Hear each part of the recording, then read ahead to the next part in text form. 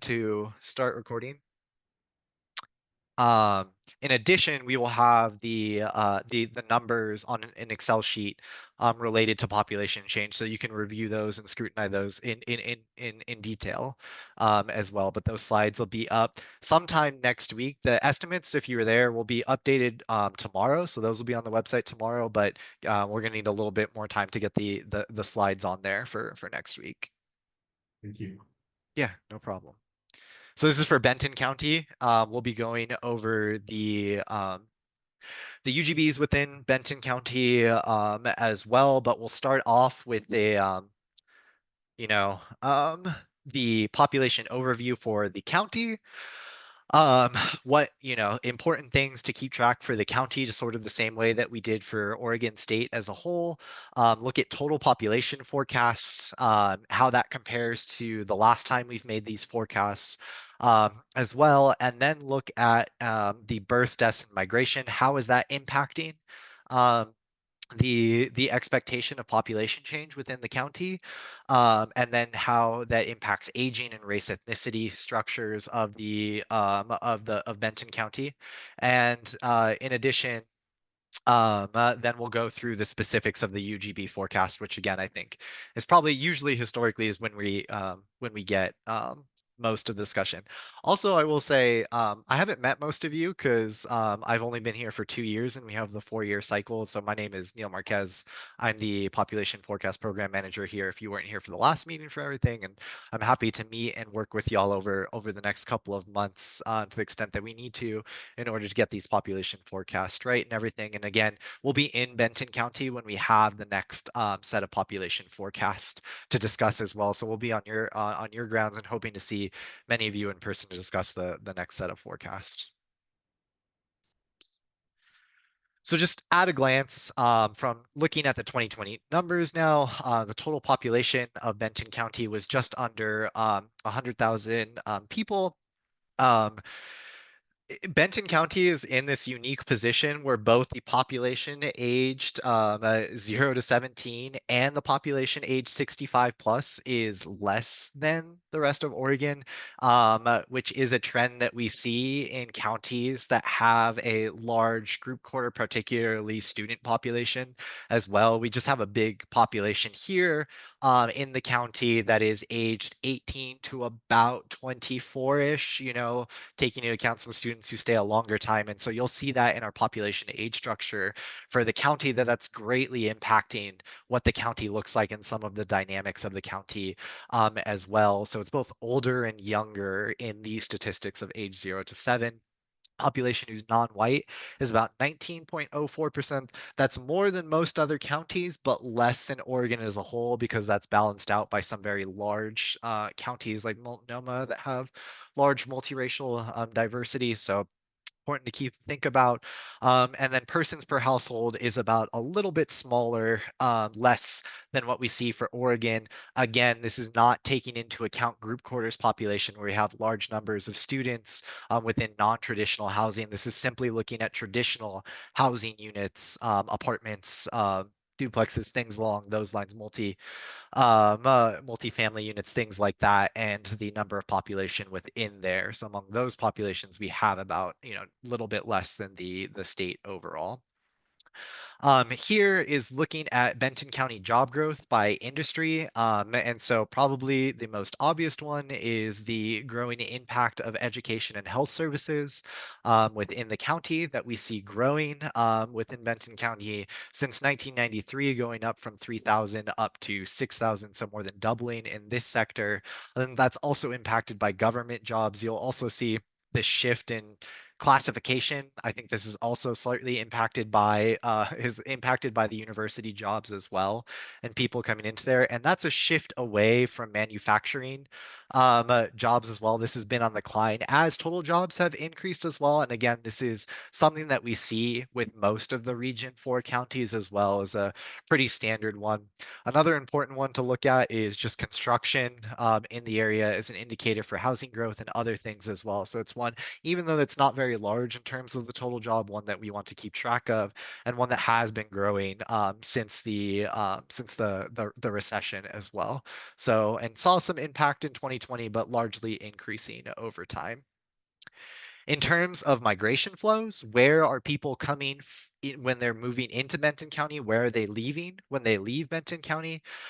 You can see this substantial international impact that is definitely not present in most counties coming from Asia, where between 2016 and 2020, we saw about 1,300 individuals from Asia moving in.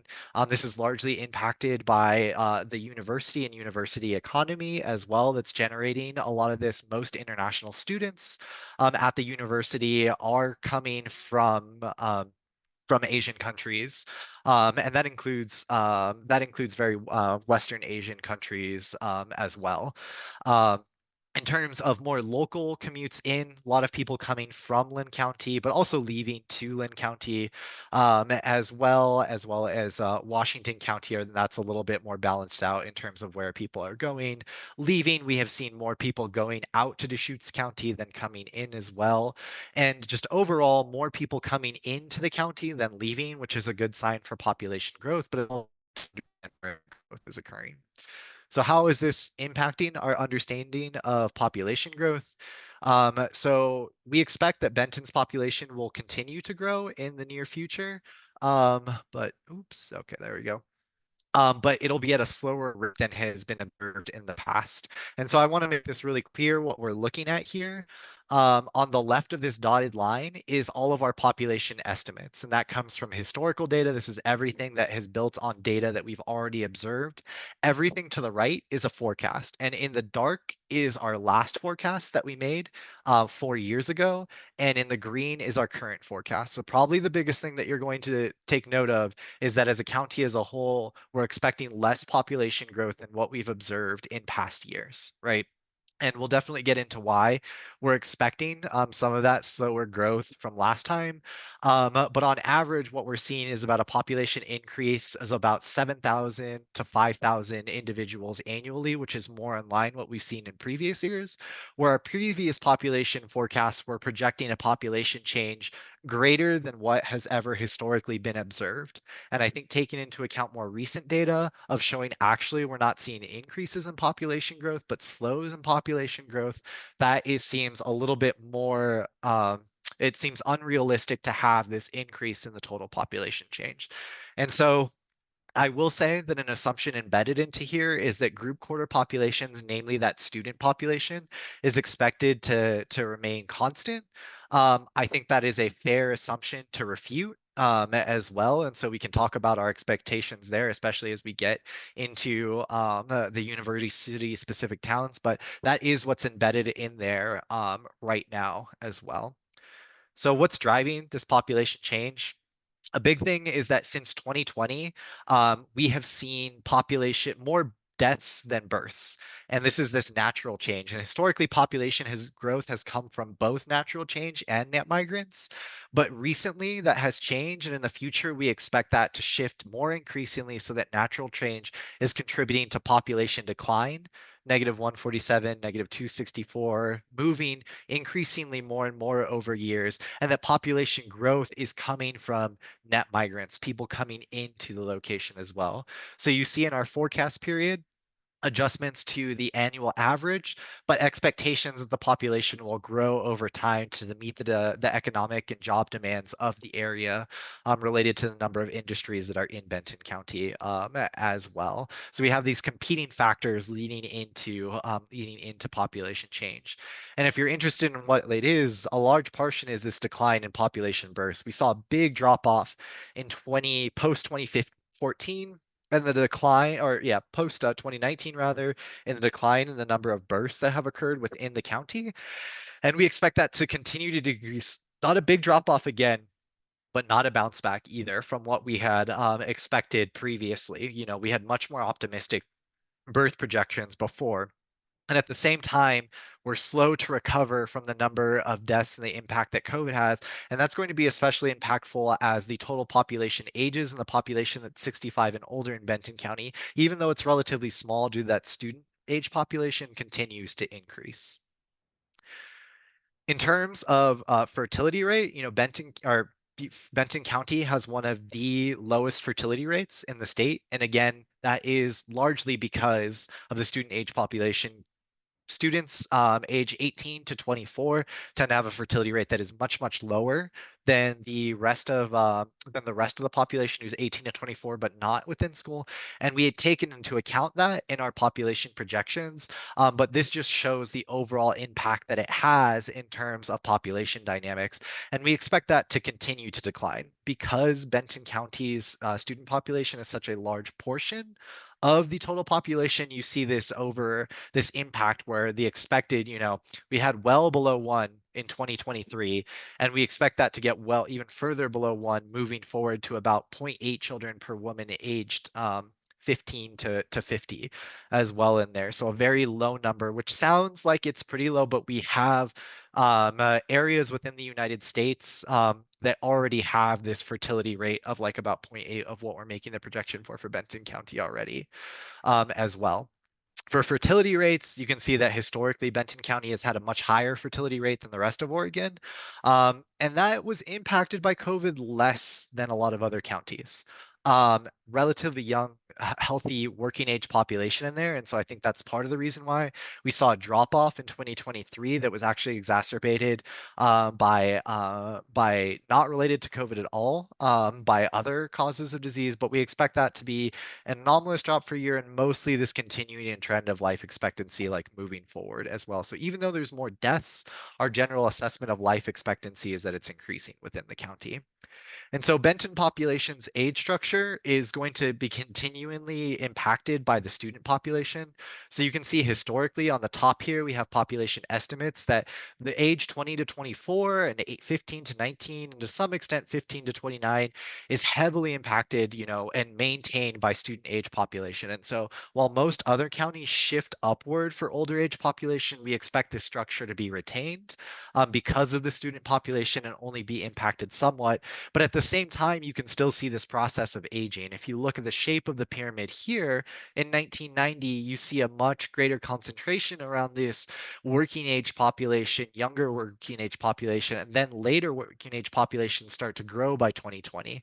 And that's something that we expect to be exacerbated by 2050 in this aging process for those individuals who are maybe working or are retiring in Benton County but aren't part of that student population that's going to be maintained over here. In terms of race ethnicity, sort of different than most other counties is that Oregon as a whole has seen a very slow and even decline in white population for a lot of different counties, but it's increasing in Benton County, and we expect that even though we have seen the growth in non-white populations outpace the growth of white population. So growth in all groups, but continued increases at a greater acceleration for Hispanics and particularly Hispanic and Asian Pacific Islander populations as well. You can see that extremely large increase between 1990 and 2020, and almost 5-6 times increase in the group. And we're not going to expect that rate of acceleration and population increase, but more for these populations than for the white populations who are growing but at a slower rate. In terms of UGBs, we have varied rates on this particular city UGB boundaries here. So at this time, I'm going to transition over to talking about the UGB specifics, and we're just going to go in alphabetical order in comparison of the UGB populations. I might just call out and ask if we have anyone from each of these cities and groups to discuss this, or if there's any questions about the counties and cities there about the counties first before we move forward. It's Chris Workman. I'm here from Philomath. Okay, awesome. David Martineau with the City of Albany. Okay, great. I appreciate you coming to both the meetings as well. And so far, we're good to go. I'm not seeing any questions in chat on the county presentation. Okay, awesome. Do we have anyone from Corvallis? Nope. Gonna have to reach out to them. Okay. Neil, I will note that we share a planner with Adair Village, so I'm Okay. kind of taking note of Adair Village as well. Appreciate it. Thanks for mentioning that. Yeah. Um, yep. Okay, so taking a look at Adair Village here first. A very young aged population, just looking at the population who's age 65 plus, if you compare that to Oregon as a whole, which in 2020 was about 18%, less than half that for Adair Village. The number of housing units has largely increased here as well. High employment rate and ooh, wow, this is supposed to be inflation adjusted income, but looking at these numbers, I'm starting to doubt that because it is looking very dramatic. I'll have to double check that I didn't accidentally not induce that, but ignore that for now. And high persons per household, high occupancy rate as well. The unique aspect for, Adair Village is that or rather looking here is the city and county boundaries. We're going to do this for all UGBs. In green here is the city boundary that we have. And in blue is the UGB boundary. So just making sure that we're on the same page of where the most recent and Chris, I appreciate you filling in and sharing a city planner, but I also know that this is like very detailed information. And sometimes the city planners for the specific city don't know the difference between UGB, but and city boundaries. So just going through this to making sure that we're on the same page and that we're Yeah, discussing that I as know they well. just did a UGB expansion last year, and I don't Did believe they? I see that reflected here on this Okay, piece awesome. even. Let So, me let me take note because when we pulled these numbers, the latest changes for the past year weren't in there, and that is definitely good to know. yeah. I know that we often get the boundaries through the state's framework program. So DLCD, I think, had a vacancy for a while on some of the updating the data that was posted on UGB. So we might be lagging behind those. We can make sure that gets Yeah, updated. Yeah. yeah, and this is expected too. I want like to make sure because of the time that we make this is so early on in the process that we're like looking for these things specifically. It's easy to change between now and like I said, March. And so I appreciate you mentioning that, and we'll go through and make sure that we get the next updated numbers when they produce those. Um, the population growth that we're projecting is quite a bit less. Looking at the past numbers, there was this expectation of pretty large growth. And between 2010 and 2020, we did not see that population growth. I think there was a lag in between like the number of housing units catching up with the population growth that we saw in previous years when there was that big jump between 2000 and 2010. So even though it's an outlier in terms of still total future population growth moving forward, I do want to acknowledge that it is quite a bit less than last time. Even though our housing expectations are still pretty high for the area of Adair Village and for the UGB. And I also want to note that like, before the expectation that we had was higher, like increase in the population somewhere between 40 and 60%. That seems like a huge outlier in terms of expectations, and I'm happy to adjust to that level if we have evidence of future industry or housing population growth to that level. But as it stands right now, the expectation is that Adair Village is expected to be an outlier, growing faster than the rest of Benton County, than the rest of Region 4 in the US as a whole, but a bit slower than what we had last time in terms of total population growth. Um, I have here down here the numbers of what those are in thousands, 1.5 by 2030, and in the 2050 about 1.8 in 2000, but that's much less than the 3.5 that we had almost by 2070 last time as well. And she's sure to have the specifics for those numbers as well in there to be going over.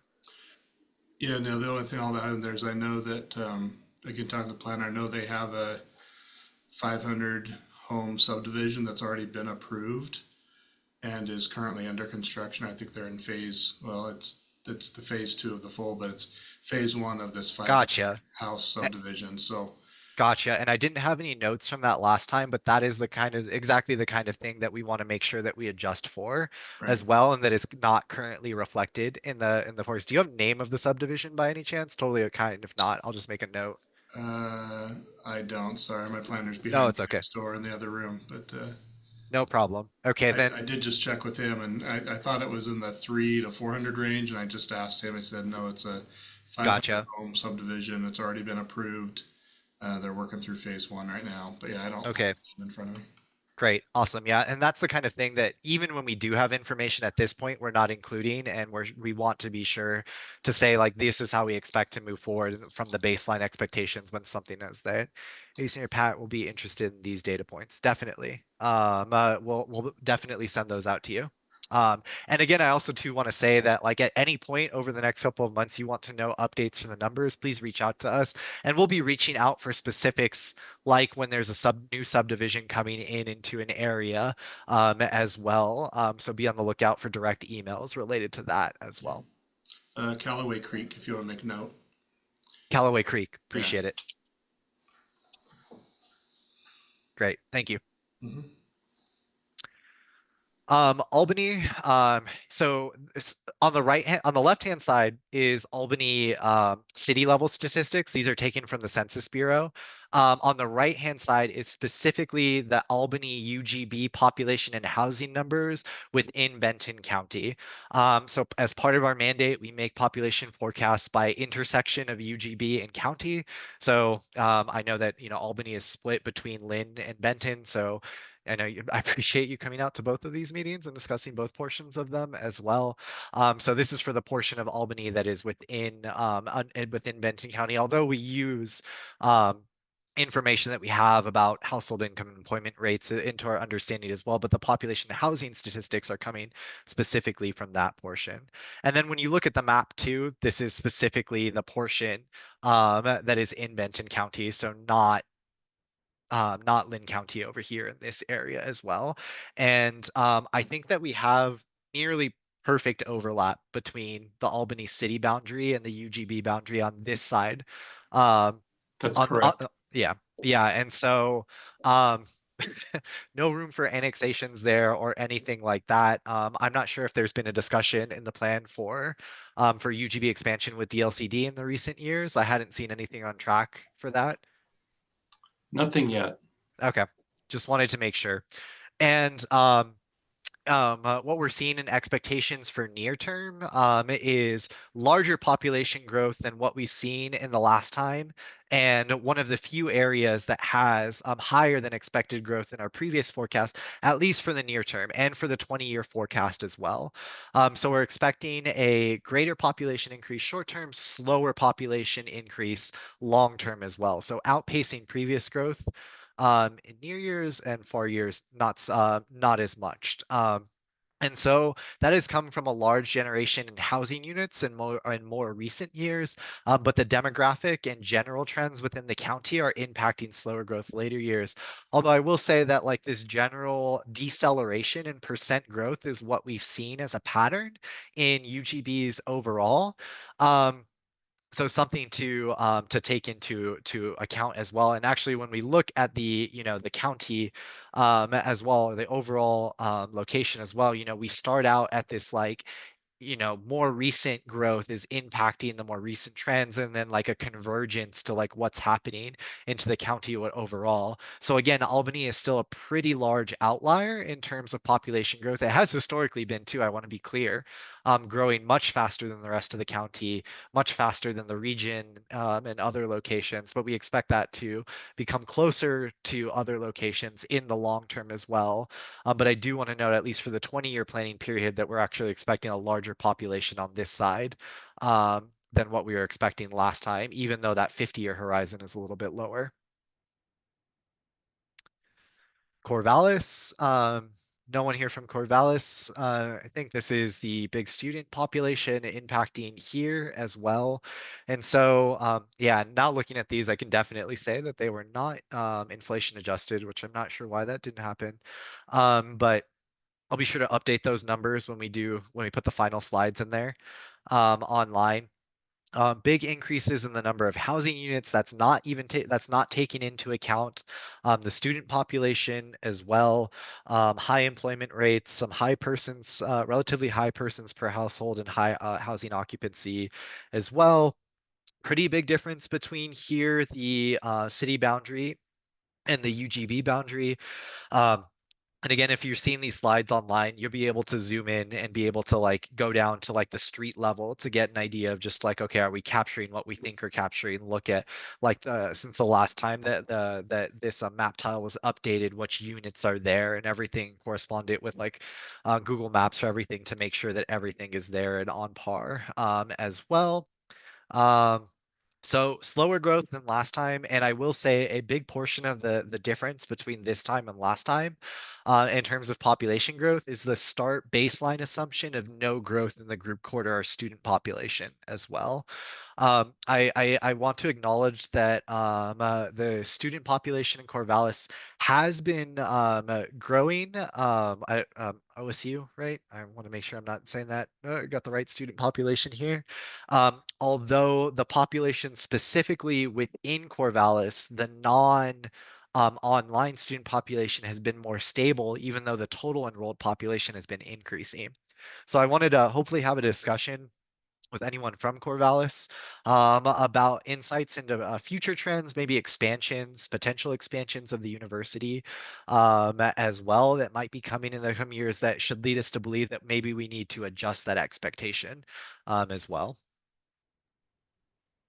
It's interesting that Oregon State has managed to just to maintain and as you say with the students on campus, Yeah, really bucking the trend of yeah. pretty much all the other colleges and universities and Yeah, no, yeah, losing a lot of, I mean, yeah, some are losing enrollment just period.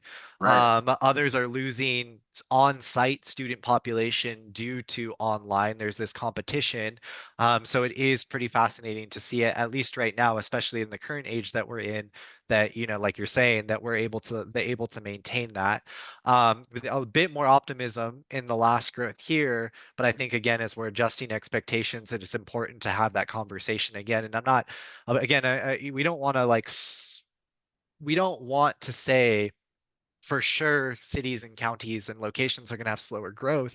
But it's important to make sure that like our expectations are embedded in what's happened in the past and that we adjust them only when we know or we have compelling information that should be shifted otherwise. So I think I appreciate you bringing that up as well and acknowledging that that is an interesting trend that's happening, not just with given that the other universities are seeing this as well. Yeah.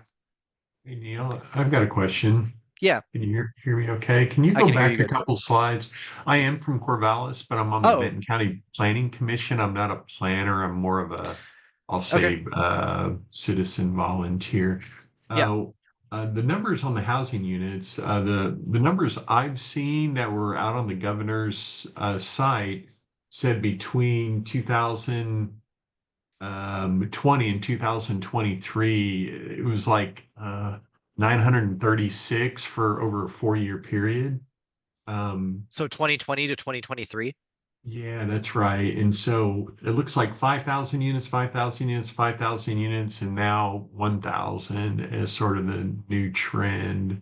Oh, but this doesn't cover up. This does include 2023, yeah, that we're going in there. And so I'll make sure that I have those new updated numbers. We do use as our baseline the most Okay. recent. This is just more long-term population trends, but I should include the more recent numbers in there. Yeah, and I guess that was probably COVID impacted and whatnot, but Definitely. Well, um, yeah, yeah, got it. y- Cool. All right. yeah, Thank you. Yeah, I missed that. yeah. Yeah, and so at least statewide, I showed this, and this is definitely reflected in the counties as well, is that we saw a drop off in production of housing units in 2020, which is to be expected before things really started to ramp up again. But if we move that anomalous period that we're seeing in combination with the efforts that counties and the state has produced into increasing the housing number of units, this slow but definitive growth in the number of housing units and across the state overall. Um, Oregon is still at this housing deficit in terms of like how much population we need, but it is for sure going to have a positive impact in terms of population growth. And so we'll make sure that we want to catch it there. And I'll make sure that the numbers that we have on file for recent years for Corvallis are correspond to those that which you just said. And So I can weigh in Great. there on a little bit Thank you. just because so Hudo was talking earlier has those numbers and I have that sheet in front of me. And so you're right. The number right now for Corvallis is about 26,500 housing units. as of the middle of 2024. So you're right, that pace is quite a bit slower because it's just a little less than 1,000 units added since the 2020 census.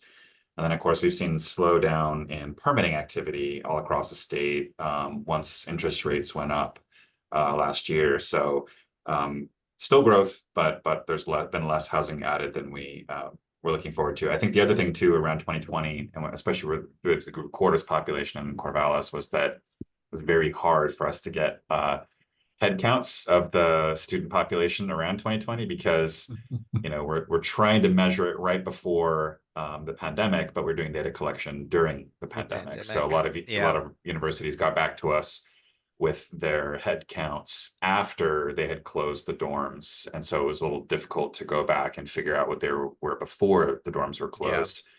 Yeah. Thank Yeah. you.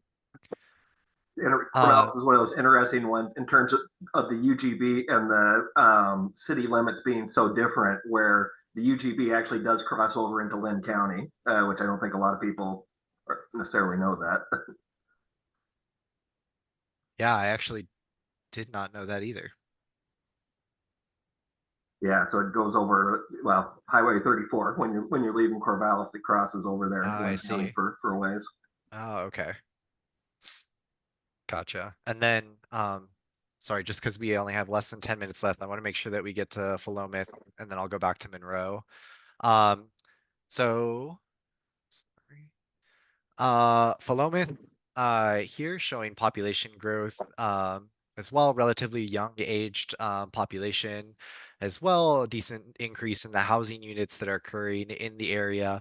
1, 2, where the UGB and the city, limits are quite different and kind of interesting in terms of its proximity to Corvallis. I know that employment there is interesting because of its impact in the number of people that are working at the university, as well as HP, as well as impacting that.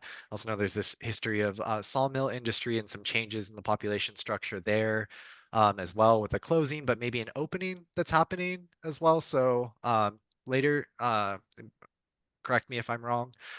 So what we're seeing is that the growth here is still increasing, albeit slower than what we had projected last time. This is more of the overall dynamics of less births across Oregon and slower migration impacting, rather than us saying that Philomath specifically is changing. What you're seeing is the residual effects like happening onto here. I will say that post 2020, Philomath has outpaced growth than what we saw between 2010 and 2020. So there's that interesting dynamic that's happening there, but overall a bit lower than what we were seeing last time, although not drastically so.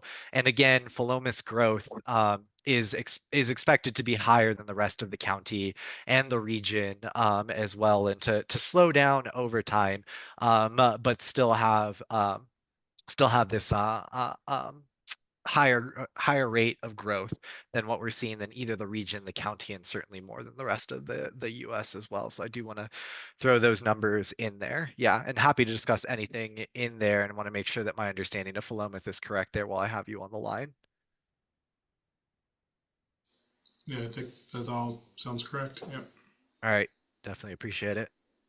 And then for the sake of the recording, I don't know if we have anyone from Monroe on the call, but relatively small UGB. Again, the optimism of county and Oregon state growth impacting this before, and we hadn't really seen a big growth in the population since 1990, and kind of hovering around a stable population between 2000 and 2020, and we expect that moving forward kind of in 2070 as well. So growth has been kind of all over the place for Monroe, and it's a smaller UGB as well, so a little bit harder to keep those trends. But this is one where information from the city can really impact our projections as well. So if you're watching this later, please reach out to us about Monroe, because that can definitely adjust the population forecast. But baseline is sort of a steady population over time.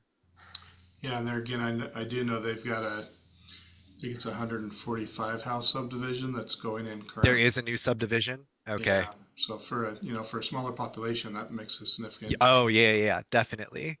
Yeah. And again, one that I want to make sure that we have in there. So I appreciate you bringing that up. think they're doing Because I think it's a called, UGB I think it's swap called Red too. Hills. a UGB swap as well.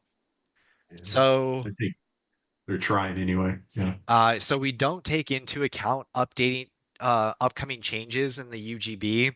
Um, just because while that's being finalized, there's, so many things that could change. So we just take the UGBs as they are right now in our population forecast, but that's something that we want to make sure that we include in the report, that we know that there's potential of a UG swap, and that's not reflected in the current population forecast as well. So everyone understands that assumption. So thank you for bringing that up. And that is That's something what we've we talked allowed, about so. too, with about a mechanism to do kind of an out of cycle forecast. We don't have something formal for that, but I think that if there is a UGB change like that, a land swap, I mean, there's been a lot of new possibilities opened for that. So if something like that happens, I think that we should probably have a chat, looping Definitely. in DLCD and then talk about a way that we might do an out of cycle forecast. Yes, definitely. And And sorry, if, Bill, the subdivision in Monroe is only 50 houses. okay, I'll reach out specifically to them, but I appreciate it. Yeah. Um, and if there isn't any more questions or comments, I'm gonna stop the recording as we're short on time. Okay.